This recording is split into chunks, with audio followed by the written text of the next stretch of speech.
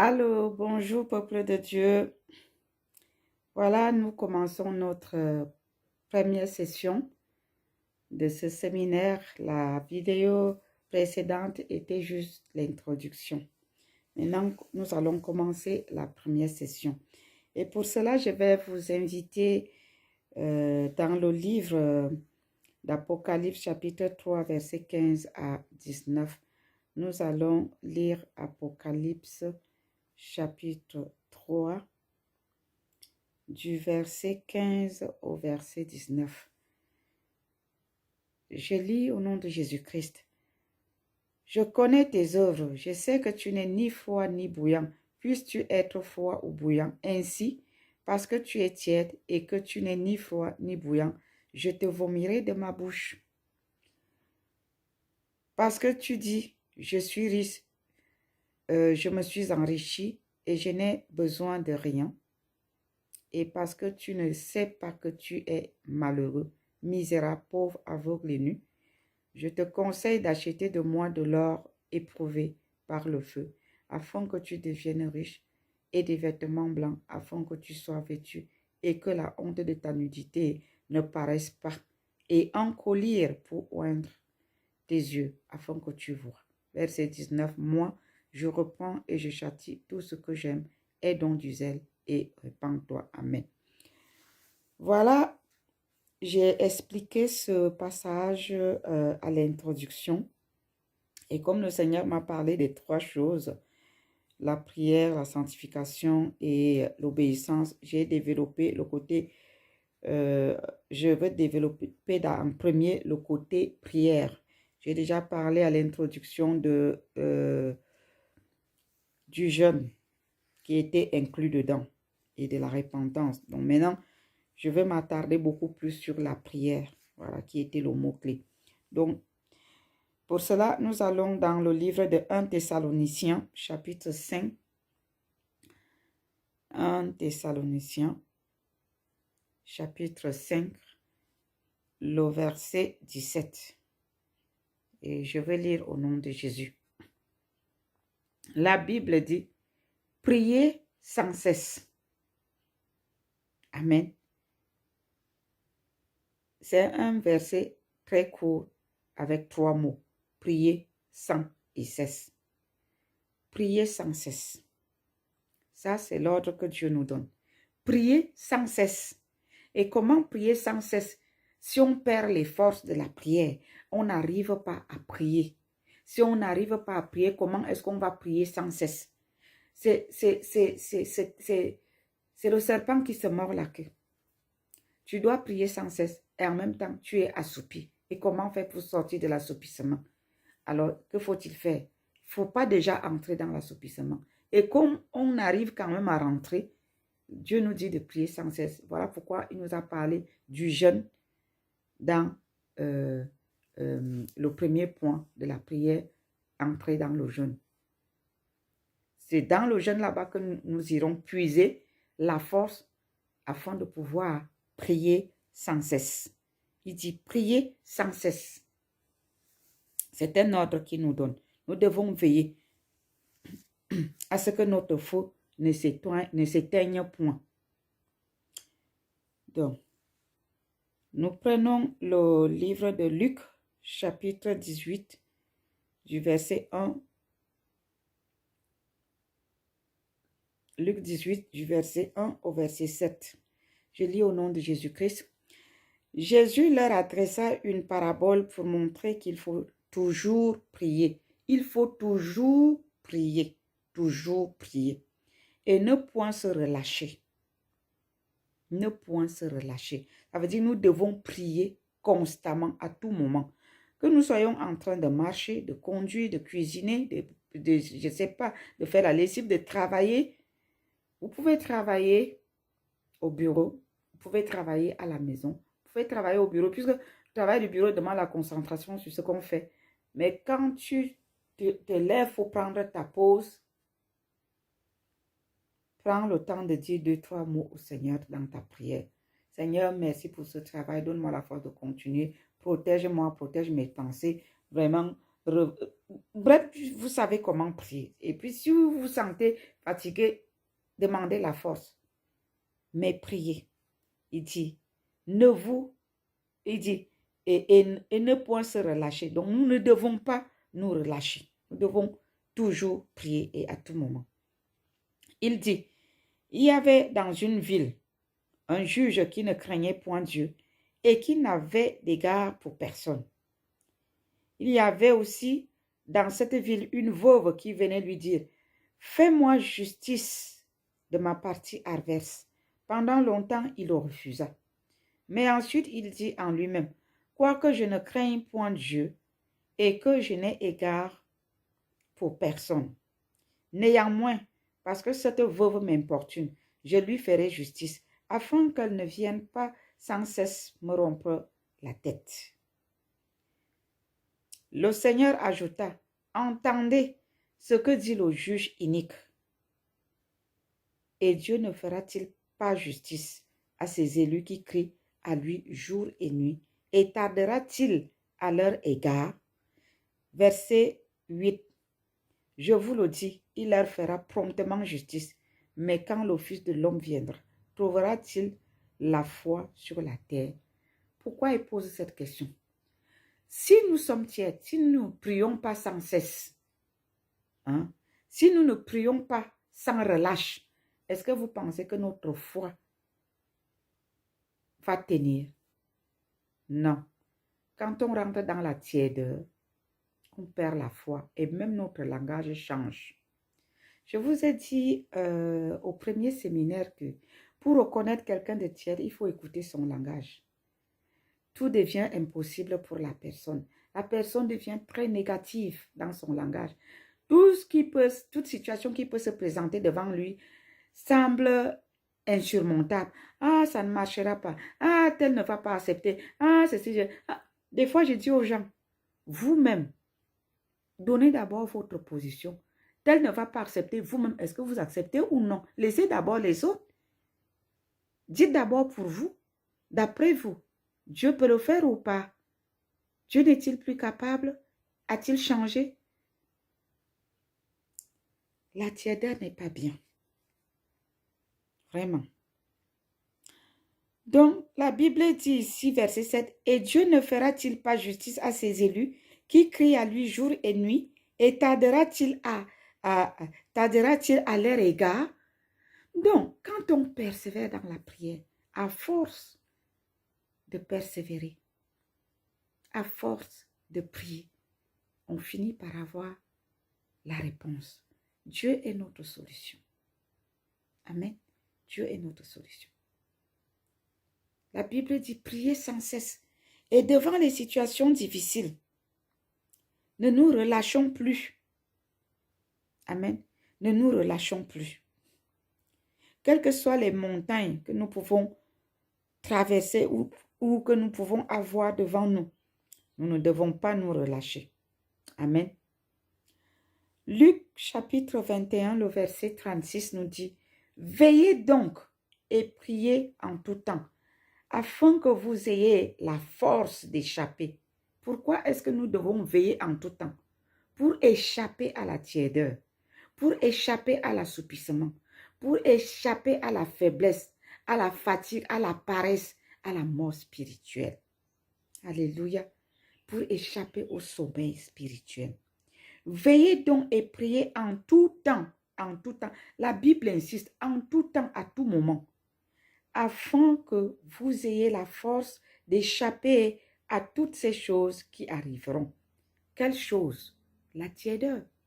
Quelle chose? Les négativités. Quelle chose? Le péché. Alléluia. Quand on est affaibli, c'est là où l'ennemi nous pousse au péché. On pêche avec la langue, on pêche avec les pensées. Veillez donc et priez en tout temps, afin que vous ayez la force d'échapper à toutes ces choses qui arriveront et de paraître debout devant le Fils de l'homme. Alléluia. Comment on va paraître debout devant le Fils de l'homme? Il a dit, quand il viendra, trouvera-t-il encore la foi? Si nous veillons, nous prions, il nous trouvera debout. Amen. Il nous trouvera debout. ayant la foi. Voilà les solutions. La prière est la clé. Le jeûne, la repentance et le vrai jeûne qui se trouve dans Ésaïe 58. Attelons-nous à appliquer ce jeûne. Nous tous, je ne suis pas mieux que vous. Nous sommes tous les chrétiens vivant sous un corps de chair. Nous ne sommes pas encore en esprit, mais Dieu ne veut pas qu'on demeure dans nos faiblesses. Il faut qu'on se relève. Prenons tous l'engagement et avançons. Alléluia. Le Père, il est là, il n'est pas là pour nous juger. Il ne nous juge pas, il ne nous condamne pas. Mais tout ce qu'il veut, c'est qu'on change d'attitude et qu'on sache marcher avec lui. Amen. Nous allons dans le livre de Romains au chapitre 12, le verset 12. Et je lis au nom de Jésus-Christ. La Bible nous dit, « Réjouissez-vous en espérance, soyez patients dans l'affliction, persévérez dans la prière. » Persévérez où? Dans la prière. Parce que lorsque nous sommes dans l'affliction, ce n'est pas quelque chose d'agréable. Les afflictions, ça terrorise. Ça peut même t'enlever la foi. Tu peux même douter un instant que est-ce que Dieu même existe? Mais pour ne pas arriver à ce point, pour ne pas murmurer, la Bible te dit, persévérez dans la prière. Quand vous êtes dans les épreuves, mes frères et sœurs, voilà ce que moi je fais. Moi, je n'ai pas une autre solution que de rentrer dans le jeûne. Parce que pour moi, c'est là-bas que je vais puiser ma force dans la prière. Prenez le jeûne devant les situations compliquées. Ne perdez pas votre temps à murmurer, à aller parler à gauche, à aller parler à droite. D'autres vont même envenimer la situation. Au lieu de vous aider dans la prière, ils vont aggraver la situation et ça va devenir une montagne. Mais non, quand tu vas méditer ta parole, dans la prière, dans le jeûne, Dieu va te donner des paroles qui vont te réconforter dans sa parole, dans sa Bible. Quand tu vas lire ça, le Saint-Esprit viendra parler dans ton cœur, ça va te remonter. La clé n'est pas d'aller tout de suite murmurer à gauche, à droite. La solution, c'est à genoux. Amen. Persévérer dans la prière. Alléluia. Persévérer dans la prière. C'est ça que nous devons faire, chrétiens, pour sortir de la tiédeur. Amen. Maintenant, nous allons dans le livre de Colossiens, chapitre 4, le verset 7. Je lis au nom de Jésus-Christ. Tychik, le bien-aimé frère et le fidèle ministre, mon compagnon de service dans le Seigneur, vous communiquera tout ce qui me concerne. Je l'envoie auprès de vous. Pour que vous connaissiez notre situation et pour qu'il console vos cœurs. Amen. Dieu a envoyé certains frères pour consoler ceux qui sont dans l'affliction. Et quand il les envoie pour consoler ceux qui sont dans l'affliction, il ne les envoie pas pour juger. Ne soyez pas de ceux qui vont enfoncer les autres pendant qu'ils se morfolent dans leur prière parce qu'ils ont une situation compliquée et vous venez encore ajouter, au lieu de les soutenir, vous venez ajouter un poids et ça devient pesant. Faisons des prières de consolation pour nos frères et sœurs qui sont assoupis. Ne les condamnons pas, ne les jugeons pas. Amen. Le verset 2 nous dit, le verset 2 de Colossiens 4 dit, « Persévérez dans la prière, veillez-y avec action de grâce. » Amen. Nous devons prier, demeurer dans la prière, persévérer dans la prière, en rendant des actions de grâce à Dieu. Désolée. Et comment est-ce qu'on rend des actions de grâce à Dieu dans la prière? Je prends un exemple. Je suis assoupi. Et dans cet assoupissement, je tombe dans un péché. Je pêche avec ma langue et je commence à me culpabiliser. Au lieu de me culpabiliser et de me condamner, voilà ce que je dois faire. Père, je te rends grâce parce que tu as attiré mon attention que dans cette faiblesse, je dois contrôler ma langue. Je bénis ton Saint-Nom pour ce péché que j'ai commis et je me répands. À partir d'aujourd'hui, je prends la décision que si je suis fatiguée, je dois contrôler ma langue. Je ne dois pas dire n'importe quoi. Je ne dois pas faire n'importe quoi. Si quelqu'un vient m'attaquer, même si je suis fâchée, il vaut mieux fermer ma bouche. Je te remercie parce que tu as attiré mon attention. Je te rends grâce pour cette épreuve. Je te rends grâce pour cette difficulté. Je te rends grâce. C'est-à-dire, nous devons non seulement prier, mais rendre grâce aussi à Dieu devant les épreuves, devant les situations difficiles, devant les circonstances difficiles. Remercions le Seigneur. Quand c'est fort là sur nous, ça nous pèse dessus. Bénissons Dieu pour l'épreuve que nous traversons. Ça nous enseigne. Vous savez, j'ai toujours dit aux gens que la souffrance est une école de sagesse. Oui, on acquiert de la sagesse dans les épreuves. Alors puisque l'épreuve nous donne la sagesse, remercions Dieu. La sagesse vient de Dieu. Disons-lui merci pour nos épreuves, pour nos difficultés, pour nos barrières. Amen. Seigneur, je te rends grâce pour cet assoupissement qui m'attrape. Parce qu'à cause de cet assoupissement, je veux prendre mon jeûne. Je veux me rapprocher de toi. Je veux me venger dans la prière. Je veux prier sans cesse. Vous voyez?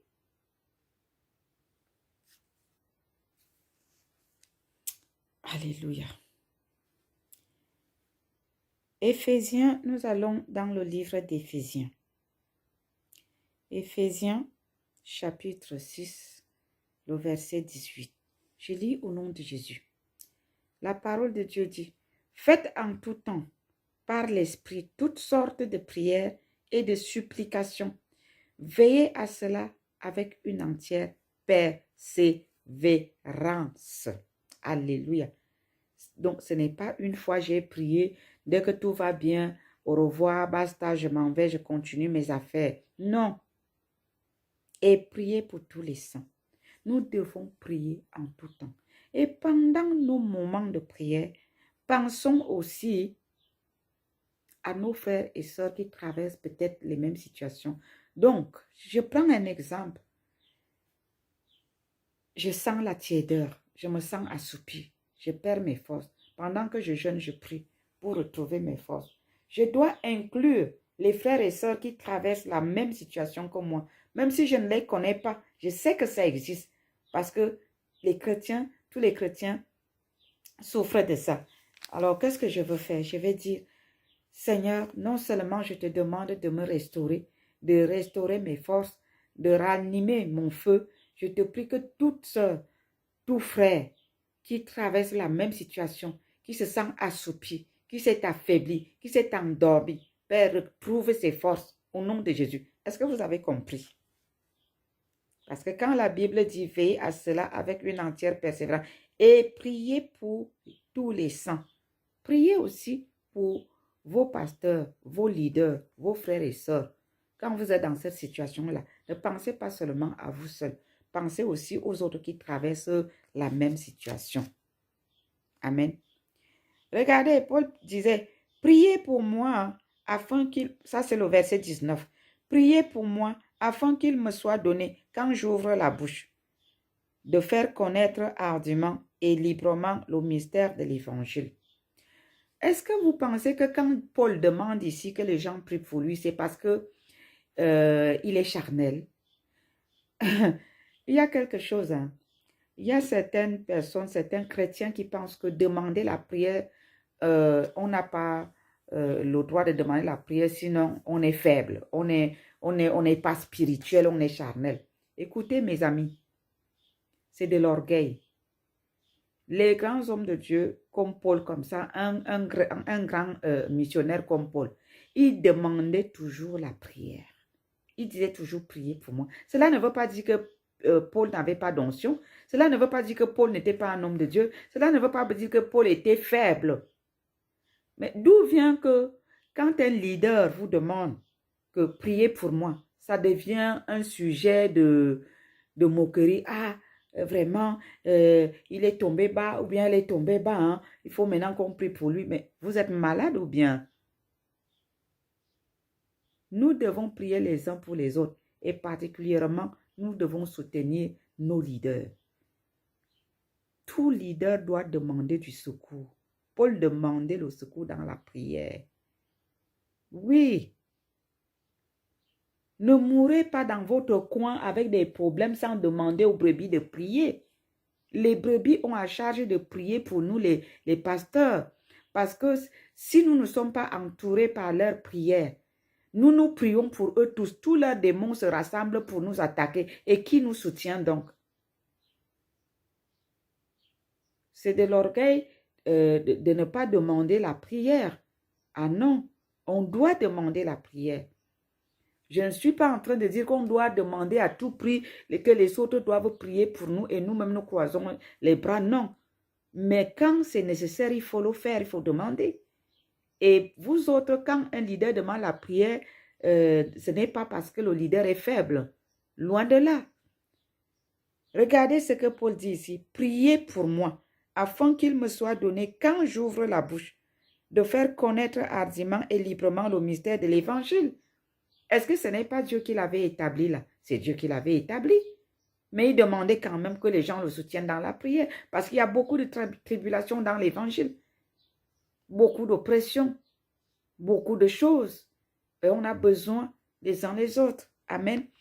Donc, je reviens au verset 18. Faites en tout temps par l'Esprit toutes sortes de prières et de supplications. Veillez à cela avec une entière persévérance et priez pour tous les saints. Amen. Donc, Dieu nous demande de prier avec persévérance. Et non seulement nous devons prier avec persévérance, les choses qui peuvent nous aider dans la prière, c'est prier pour nos leaders aussi. Ça garde notre feu allumé. Ça nous garde fort dans l'intercession, dans la prière. Ce n'est pas seulement se concentrer sur nous-mêmes. Amen. Donc, voilà, nous devons persévérer. Maintenant, nous allons dans 1 Pierre chapitre 4, le verset 7. Je lis au nom de Jésus-Christ. La fin de toute chose est proche. Soyez donc sages. La fin, je reprends, la fin de toute chose est proche. Soyez donc sages et sobres pour vaquer à la prière. Soyez sages pour vaquer à la prière. Soyez sages et sobres pour vaquer à la prière. Vous voyez, il y a quelque chose ici. Ce n'est pas la petite prière de je prie quand tout va mal, je prie pour avoir la solution et quand tout va bien, je m'en vais mon chemin. Dieu répète, soyez donc sages. Il faut de la sagesse pour savoir que le diable rôde autour de nous. Il cherche à nous envoyer dans l'assoupissement. Que faut-il faire? Je dois prier. Je prie le matin, mon réveil. Je prie le soir avant d'aller au lit. Amen.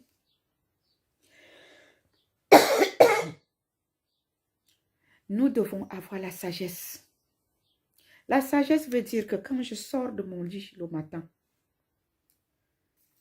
d'ailleurs, moi, le travail spirituel que je fais m'a amené à éteindre les téléphones la nuit parce que il fut un temps où, quand les gens faisaient la dépression, même à 3 heures du matin, 2 heures du matin, le téléphone sonne, tu as quelqu'un au bout du fil qui te dit, ah, prie pour moi, je vois les démons, machin, ceci. Écoute, quelqu'un ne veut pas faire son travail. Tu donnes les versets bibliques, tu dis, va prier, la personne ne fait pas. Mais quand les mauvais esprits reviennent, ils te réveillent à 2 heures du matin. J'ai commencé à fermer mon téléphone. Ce qui fait que j'ai pris cette habitude. Je m'excuse. Il faut la sagesse parce que Non, non. Je ne peux pas travailler en journée, je travaille la nuit. À quel moment je veux me reposer ou écouter Dieu? Non. Ce qui fait que j'ai pris l'habitude de fermer mon téléphone la nuit. Et donc le matin, quand je me réveille, si je n'ai pas fini de prier, je n'ouvre pas mon téléphone. Il n'y a pas le feu au lac. Même s'il y a le feu au lac, ça va attendre. Ça va attendre. Je ne suis pas Dieu. Ça va attendre. Donc, commencez par la prière le matin. Faites votre dévotion matinale avec le Saint-Esprit, avec votre Dieu. Lisez votre Bible et ensuite, commencez votre journée. Si ce n'est pas le téléphone que vous aimez commencer la journée, si c'est par une tasse de tisane, si c'est par une tasse de café ou je ne sais pas quoi, commencez votre journée. Amen, vaquez à vos occupations. Le soir, la sagesse veut dire, j'ai vu beaucoup de choses dans la journée, j'ai eu une journée difficile, ma tête est remplie de bruit. Il faut que je me concentre pour que mon esprit soit calme. Que faut-il faire pour prendre ta Bible? Il faut méditer un passage biblique, un chapitre ou même juste un passage, là où le Saint-Esprit va te conduire. Tu médites, ça te remet les idées au beau fixe. C'est-à-dire, ça te calme, ça t'apaise. Tu vas au lit tranquille. Tu n'es pas perturbé.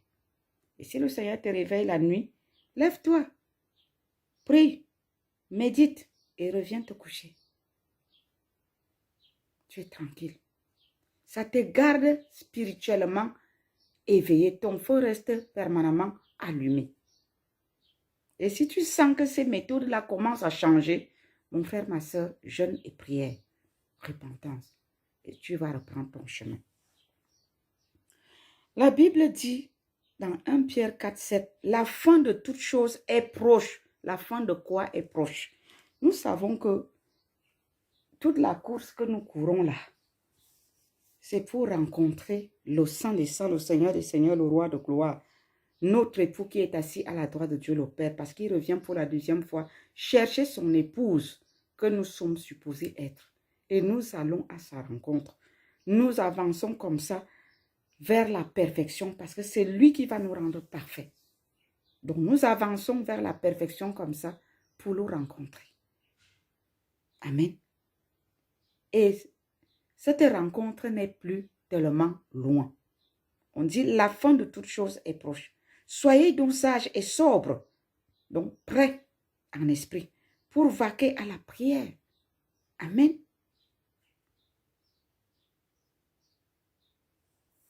Donc, c'est très important de connaître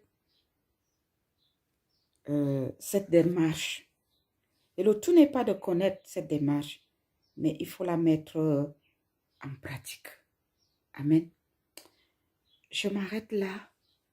Que le Seigneur vous bénisse et que le Saint-Esprit vous donne la compréhension, la révélation et qu'il grave ces solutions que Dieu nous donne de sortir, de remédier à la tiédeur, qu'il grave ça dans nos cœurs au nom de Jésus. Amen. Soyez bénis.